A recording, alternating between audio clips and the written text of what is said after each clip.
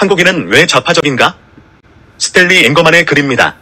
한국인의 노예근성 때문이다.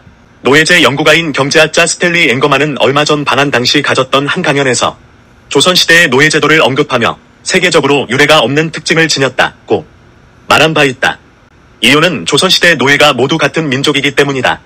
조선을 제외한 동시대 대부분의 나라에서 노예는 주로 전쟁포로 등 피정복지의 이방 민족이었다. 그런데 조선은 이웃 나라를 침공한 경우가 없었기 때문에 노예로 쓸 수 있는 전쟁포로나 이방 민족이 없었던 것이다. 조선의 학자 성현 1439에서 1504는 조선 사람 중 절반이 노비라고 말하기도 했다.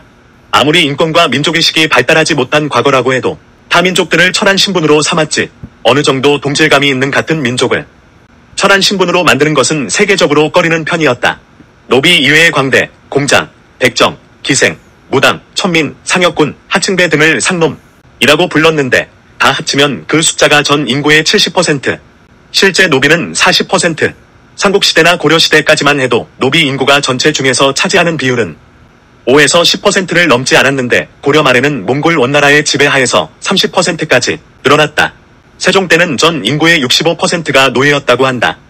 이처럼 하층민의 숫자가 많았기 때문에 노비의 가격은 조선시대 내내 조랑말 한 마리의 절반 수준이었다. 그리고 그 노비는 대를 이어 세습이 된다. 1801년 순조는 노비책을 모두 불태워 버리라고 명했으나 공노비에 한정된 것이었다. 1894년 가보개혁에서 신분제가 철폐됐지만 땅 한마직이 없는 농민은 노비나 다름없었다. 해방 이후에도 노비 계급은 사라지지 않았다. 1950년대 전라도 특히 전남 등에서는 적어도 5에서 10명의 노비를 거느린 양반 가문이 존재했다. 그러나 대부분은 일제 식민지 때 노예 해방이 되었고 국민 절반이던 그들이 환호했다고 한다. 그리고 개인뿐 아니라 조선왕조는 국가적 차원에서도 노예나 다름없는 나라였다. 조선은 해마다 명나라와 청의 공물로 여자와 거세한 남자를 노예로 바치고 온갖 공물을 바쳤다. 심지어 왕족 양반 여성도 명예 노예로 끌려갔다. 명예에 끌려가는 날은 온 집안이 통곡 소리로 가득했다고 한다. 양반은 아버지나 남자 형제가 명예 가서 자기 딸 찾아서 돈 주고 노예된 딸을 사왔는데 이게 환양년다.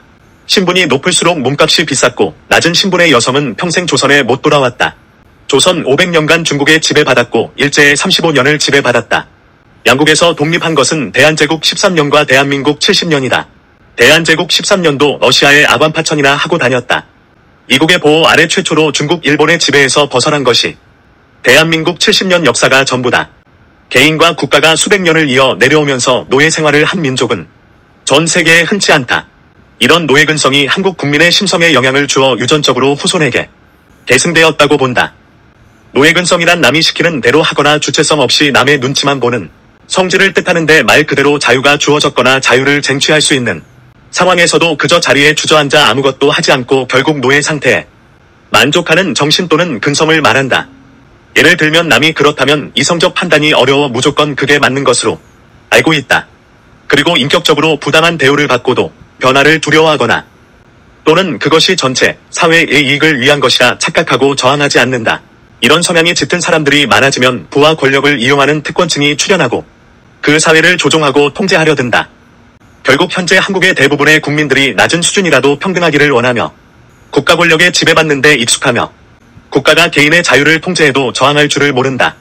무상배급, 보편복지, 좋아하고 책임감 없고 사기 잘 치고 이성적 사고가 부족하여 선동 잘 당하는 사고방식이 바로 조선 노예 근성이다. 지금의 한국인들도 이런 노예 근성에 잡혀있어 현재 문재인 정권의 폭정에도 전 국민 40% 정도가 이를 인지하지도 못하고 오히려 맹신적으로 지지하며 그를 추종한다. 공교롭게도 전 국민의 40% 문재인 지지도가 조선시대의 노예 비율과 비슷하다. 스탠리 앵거만의 칼럼에서